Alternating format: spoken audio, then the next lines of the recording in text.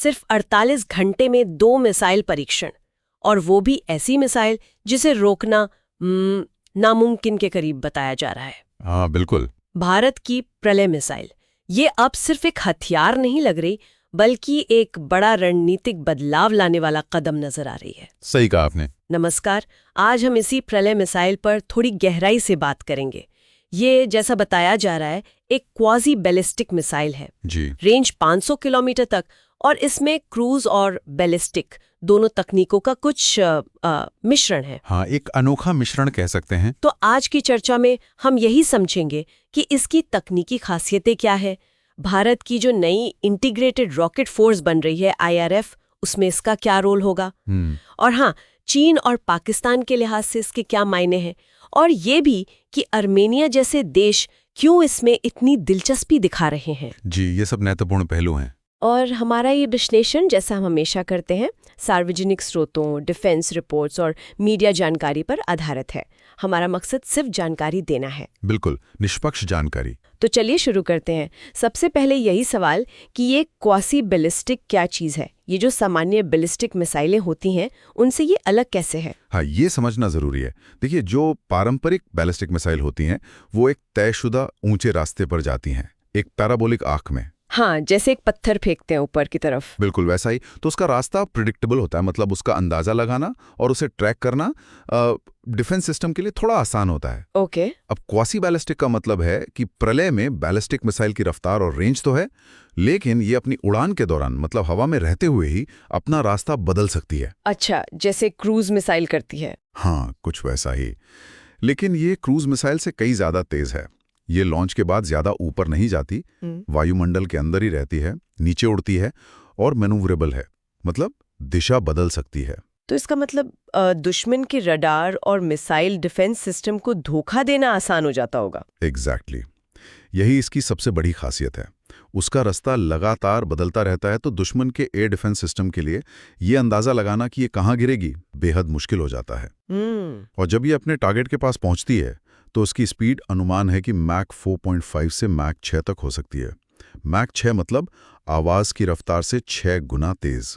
बाप रे, इतनी तेज रफ्तार और रास्ता बदलने की क्षमता, इसे रोकना तो वाकई बहुत मुश्किल होगा। जी हाँ, इसीलिए इसकी तुलना अक्सर रूस की इस्कंदर मिसाइल से की जाती है।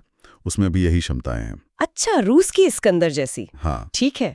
तो ये तो हुई इसकी उड़ान की खासियत। इसके रेंज और पेलोड, मतलब कितना वजन ले जा सकती है, उसके बारे में क्या जानकारी है? रेंज इसकी 150 से 500 किलोमीटर है और पेलोड ये करीब 500 से 1000 किलोग्राम तक का हथियार ले जा सकती है। 1000 किलो तक? ये तो ब्रह्मोस से भी काफी ज्यादा हुआ है ना? ब्रह्मोस का शायद 300 किलो के आसपास है। हाँ बिल्कुल, ब्रह्मोस सुपरसोनिक है, लेकिन इसका पेलोड प्रलय से कम है, तो प्रलय ज्यादा वजन का वॉरहेड ले जा सकती है। और सटीकता यानी CEP, सर्कुलर एरर प्रोबेबिलिटी, हाँ, CEP, वो भी काफी सुधर गया है। अब ये लगभग 4 मीटर के दायरे में निशाना लगा सकती है। सिर्फ 4 मीटर? मतलब बहुत ही सटीक। जी, बहुत सटीक। और इसे लॉन्च कैसे करते हैं? क्या इसे छुपाना आसान है? जल्दी तैनात कर सकते हैं? हाँ, ये कनस्तर में बंद होती है, मतलब एक सील ट्यूब में, और इसे रोड मोबाइल लॉन्चर यानी ट्रक पर लगाया जाता है। अच्छा, ट्रक पर, तो कहीं भी ले जा सकते हैं आसानी से? बिल्कुल, कहीं भी ले जाकर छुपाया जा सकता है, और तैनाती के बाद सिर्फ 10 मिनट के अंदर इसे फायर किया जा सकता है। सिर्फ 10 मिनट में? ये तो बहुत तेज रिएक्शन टाइम हुआ। हाँ, ये त्वरित प्रतिक्रिया क्षमता युद्ध में बहुत मायने रखती है, और इसमें अलग अलग तरह के वॉरहेड लग सकते हैं। सामान्य हाई एक्सप्लोसिव तो है ही, हाँ, साथ में बंकरों को तबाह करने वाले पेनिट्रेशन कम ब्लास्ट वॉरहेड, या फिर रनवे डिनायल सबम्यूनिशन, जो हवाई पट्टियों को बेकार कर देते हैं। मतलब जरूरत के हिसाब से वॉरहेड बदला जा सकता है। तो इतनी तेजी, सटीकता, भारी पेलोड, छिपने की क्षमता, ये साफ है कि ये भारत के लिए एक बहुत अहम हथियार है। इसका असल सामरिक महत्व क्या है? ये किस खास जरूरत को पूरा कर रही है? देखिए, इसका सीधा मकसद है दुश्मन के जो बहुत महत्वपूर्ण ठिकाने होते हैं, जिन्हें हम हाई वैल्यू एसेट्स कहते हैं, जैसे उनके एयरबेस हो गए, कमांड सेंटर्स, बड़े रडार स्टेशंस, लॉजिस्टिक्स हब जहां सामान जमा होता है, या फिर मिसाइलें जहां तैनात हैं। ओके। तो इन ठिकानों को पारंपरिक हथियारों से, मतलब नॉन न्यूक्लियर वॉरहेड से, बहुत सटीकता के साथ निशाना बनाना, वो भी बिना परमाणु युद्ध का खतरा बढ़ाए। अच्छा, ये नॉन कॉन्टैक्ट वॉरफेयर वाली बात हुई, मतलब जमीन पर जाए बिना दूर से ही मार करना। बिल्कुल, दूर से ही दुश्मन की अहम क्षमताओं को खत्म कर देना। और यहीं पर वो जो आपने जिक्र किया था, इंटीग्रेटेड रॉकेट फोर्स यानी IRF, उसका रोल आता है। हाँ, IRF ये क्या है? बिल्कुल, भारत एक नई समर्पित कमांड बना रहा है। ये ट्राई सर्विस कमांड होगी, यानी इसमें आर्मी, एयरफोर्स, नेवी तीनों शामिल होंगी। और इसका काम होगा पारंपरिक मिसाइलों का संचालन करना, जैसे प्रलय, ब्रह्मोस, निर्भय। ये स्ट्रेटेजिक फोर्सेस कमांड SFC से अलग होगी। SFC तो परमाणु हथियार देखती है ना? जी हाँ, SFC का काम परमाणु हथियारों की देखरेख करना है। IRF का फोकस पूरी तरह से पारंपरिक युद्ध पर होगा। तो इसका मकसद क्या है? क्यों अलग से फोर्स? मकसद है पारंपरिक युद्ध की स्थिति में तेजी से, सटीक और एक साथ मिलकर हमला करने की क्षमता बनाना। इससे भारत की प्रतिरोधक क्षमता, मतलब दुश्मन को हमला करने से रोकने की ताकत, मजबूत होगी। एक तरह से युद्ध शुरू होते ही दुश्मन की कमर तोड़ने की तैयारी। आप ऐसा कह सकती हैं। एक तरह से पहली चोट असरदार तरीके से करने की क्षमता।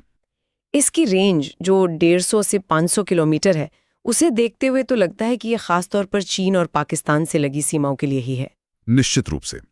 ये रेंज चीन के कब्जे वाले तिब्बत और शिनजियांग के इलाकों में जो उनके महत्वपूर्ण बेस हैं, और पाकिस्तान के सीमावर्ती इलाकों में जो सैन्य ठिकाने हैं, उनको निशाना बनाने के लिए बिल्कुल सटीक बैठती है। और रिपोर्ट्स के मुताबिक सरकार ने पहले ही वायुसेना के लिए 120 और थल सेना के लिए करीब 250 प्रलय मिसाइलों के ऑर्डर को मंजूरी दे दी थी। अच्छा, मतलब काफी संख्या में इन्हें शामिल किया जा रहा है। जी, और योजना इन्हें इन्हीं सीमाओं पर तैनात करने की है। ये तो हुई भारत की बात।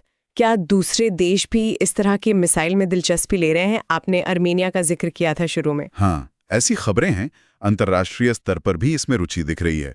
रिपोर्ट्स आई हैं कि अर्मेनिया इस मिसाइल सिस्टम को खरीदना चाहता है। अच्छा। कुछ अजरबैजानी मीडिया सूत्रों ने तो दावा भी किया था कि भारत ने अर्मेनिया को प्रलय देने की मंजूरी दे दी है। हालांकि अभी तक इस पर कोई ऑफिशियल पुष्टि नहीं हुई है। लेकिन ये संकेत तो है कि भारत के डिफेंस एक्सपोर्ट की संभावनाएं बढ़ रही हैं। बिल्कुल, ये दिखाता है कि भारत की मिसाइल तकनीक में दुनिया दिलचस्पी ले रही है। तो अगर हम पूरी बात को समेटें, तो प्रलय मिसाइल सिर्फ एक और हथियार नहीं है।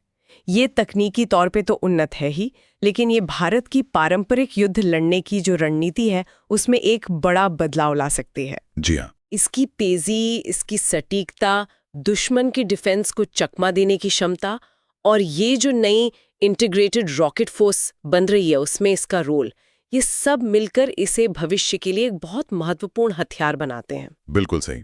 ये एक गेम चेंजर साबित हो सकती है। जाते जाते मैं एक सवाल श्रोताओं के लिए छोड़ना चाहूंगी। सोचिए कि प्रलय जैसी जो ये नई एडवांस्ड पारंपरिक मिसाइलें आ रही हैं, इनसे दक्षिण एशिया और आसपास के क्षेत्रों में जो शक्ति संतुलन है और जो देशों की रक्षा रणनीतियां हैं, उन पर लंबे समय में क्या असर पड़ेगा? ये एक सोचने वाला सवाल है। और जो संभावित विरोधी देश हैं, वो अपनी सुरक्षा के लिए क्या नए कदम उठा सकते हैं, इस पर जरूर सोचिएगा। जी। जागरूक रहें, जुड़े रहें। जय हिंद। जय हिंद।